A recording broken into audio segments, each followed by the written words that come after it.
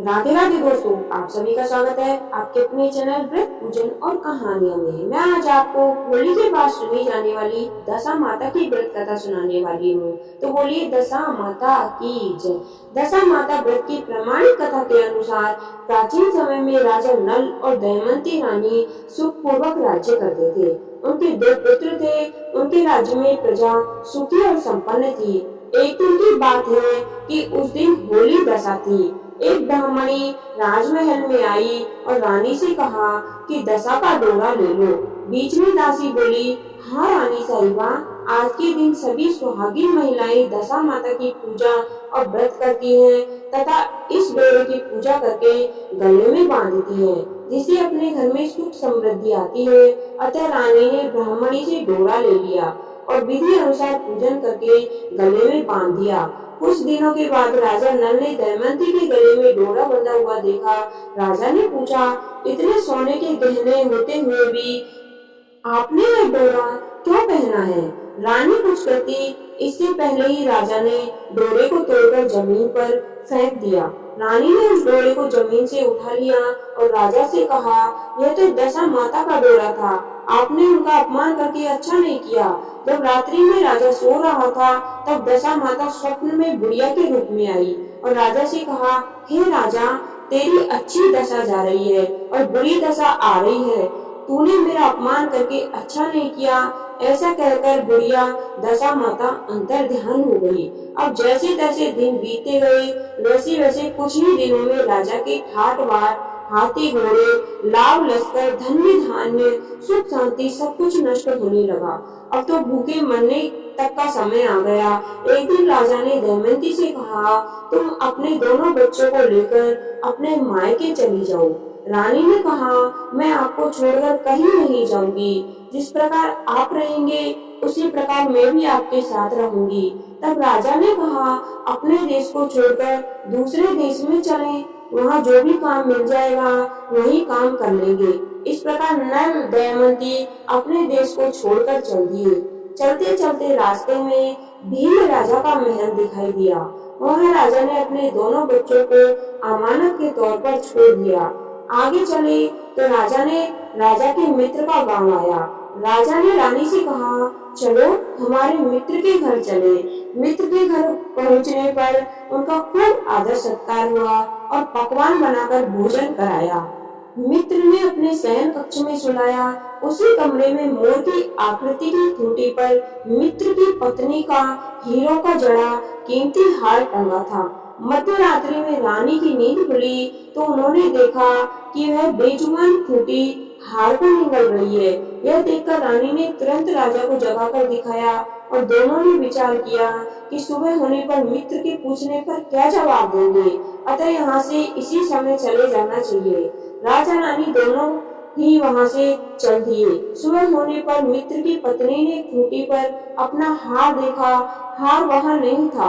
तब उसने अपने पति से कहा, तुम्हारे मित्र कैसे हैं जो मेरा हार चुराकर रात्रि में ही भाग गए? मित्र ने अपनी पत्नी को समझाया कि मेरा मित्र कदापि ऐसा नहीं कर सकता। धीरज रखो, कृपया उसे चोर मत कहो। आगे चलने पर राजा नल की बहन का गांव आया। राजा ने बहन को घर खबर पहुंचाई कि तुम्हारे भाई भौजाई आए हुए हैं। खबर देने वाले से बहन ने पूछा, उनके हालचाल कैसे हैं? तब वह बोला, दोनों अकेले हैं, पैदल पैदल ही आए हैं। तब वे दुखी हाल में हैं। इतना सुनकर बहन थाली में कांदा रोटी रखकर भैया भाभी से मिलने आई। राजा ने तो अपने हिस्से का खा लिया, परंतु रानी ने जमीन में गाड़ दिया। चलते चलते एक नदी मिली। राजा ने नदी में से मछलियां निकालकर रानी से कहा, तुम इन मछलियों को भूजो, मैं गांव में से परोसा लेकर आता हूँ। गांव का नगर सेठ सभी लोगों को भोजन करा रहा था। राजा गांव में गया और परोसा लेकर वहां से चला तो रास्ते में चील झपट्टा मारा तो सारा भोजन नीचे गिर गया। राजा ने सोचा कि रानी विचार करेगी कि राजा तो भोजन करके आ गया और मेरे लिए कुछ भी नहीं लाया। उधर रानी मछलियां भूजने लगी तो दुर्भाग्य से सभी मछलियां जीवित होकर नदी में चली गई। रानी उदास होकर सोचने लगी कि राजा पूछेंगे और सोचेंगे कि सारी मछलियां खुद ही खा गई।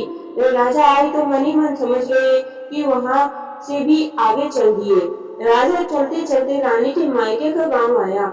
राजा ने कहा, तुम अपने मायके चली जाओ, वहाँ दासी का कोई भी काम कर लेना, मैं इसी गांव में कहीं नौकर हो जाऊंगा। इस प्रकार रानी महल की दासी का काम करने लगी और राजा तेली के धाने का काम करने लगा। दोनों का काम करते बहुत दिन हो गए। जब होली दशा का दिन आया तब सभी रानियों ने सिर धोकर स्नान किया। दासी ने भी स्नान किया। दासी ने रानियों का सिर गूंथा तो राजमाता ने कहा, मैं भी तेरा सिर गूंथ दूं। ऐसा कहकर राजमाता जब दासी का सिर गूंथ रही थी तब उन्होंने दासी के सिर में पद्म देखा। यह देखकर राजमाता की आंखें भर आई और उनकी आंखों से आंसू की बूंदें गिरी। आंसू जब दासी की पीठ पर गिरे तो दासी ने पूछा, आप क्यों रो रही हैं? राजमाता ने कहा, तेरी जैसी मेरी भी बेटी है जिसके सिर पर भी पद्म है, तेरे सिर में भी पद्म है। यह देखकर मुझे उसकी याद आ गई। तब दासी ने कहा, मैं ही आपकी बेटी हूँ, दशा माता के कोप से मेरे बुरे दिन चल रहे हैं, इसलिए यहाँ चली आई। माता ने कहा, बेटी तूने यह बात हमसे क्यों छिपाई? दासी ने कहा, माँ मैं सब कुछ जब बता देती तो मेरे बुरे दिन नहीं करते। आज मैं दशा माता का व्रत करूंगी तथा उनकी गलती की क्षमा याचना करूंगी। अब तो राजमाता ने बेटी से पूछा, हमारे जमाई राजा कहाँ है? बेटी बोली, वे इसी गांव में किसी तेली के घर काम कर रहे हैं। अब गांव में उनकी खोज कराई गई और उन्हें महल में लेकर आई। जमाई राजा को स्नान कराया, नए वस्त्र पहनाए और पकवान बनाकर उन्हें भोजन कराया गया। अब दशा माता के आशीर्वाद से राजा नल और दमयंती के अच्छे दिन लौट आए। कुछ दिन वहीं बिताने के बाद अपने राज्य जाने को कहा। दमयंती के पिता ने खूब सारा धन, लाव लश्कर, हाथी घोड़े आदि देकर बेटी जमाई को विदा किया। रास्ते में वही जगह आई जहाँ रानी ने मछलियों को भूना था। राजा के हाथ से चील के झपट्टा मारने से भोजन जमीन पर आ गया था।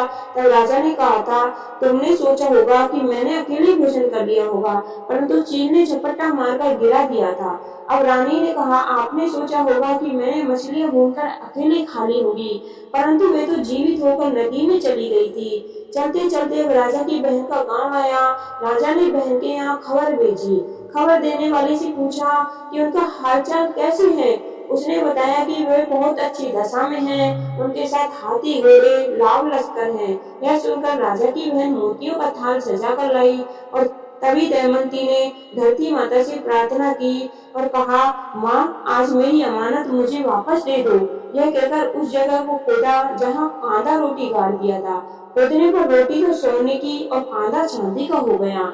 ये दोनों चीजें बहन की थाली में डाल दी और आगे चलने की तैयारी करने लगी। वहां से चलकर राजा ने अपने मित्र के घर पहुंचे। मित्र ने उनका पहले से के समान ही खूब आदर सत्कार और सम्मान किया। रात्रि विश्राम के लिए उन्होंने उसी शयन कक्ष में सोया। मोरनी वाली खूंटी के हार निकल जाने वाली बात से नींद नहीं आई। आधी रात के समय वही मोरनी वाली खूंटी हार उगलने लगी तो राजा ने अपने मित्र को जगाया तथा रानी ने मित्र की पत्नी को जगाकर दिखाया। उनका हार तो इसने निगल लिया। आपने सोचा होगा कि हार हमने चुराया है। दूसरे दिन प्रातः नित्य कर्म से निपटकर वहां से चल दिए। भील राजा के यहाँ पहुँचे और अपने पुत्र को मांगा तो भील राजा ने देने से मना कर दिया। गांव के लोगों ने उन बच्चों को वापस दिलाया। नल दमयंती अपने बच्चों को लेकर राजधानी के निकट पहुँचे तो नगरवासियों ने लाव लश्कर के साथ उन्हें आते हुए देखा। सभी ने प्रसन्न होकर उनका स्वागत किया तथा गाजी बाजी के साथ उन्हें महल पहुंचाया। राजा का पहले जैसा ठाट बाट हो गया।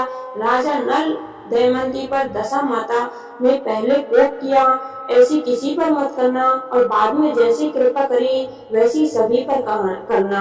हे दशा माता हमारी रक्षा करना और आपकी कृपा हमेशा हमारे ऊपर बनाए रखना। कहानी सुनने वाले और सुनाने वाले सभी का भला हो, आपकी सभी मनोकामनाएं पूर्ण हो। पर आपको ये व्रत कथा अच्छी लगी हो तो आपके अपने चैनल को सब्सक्राइब करें। धन्यवाद। आपका दिन शुभ हो।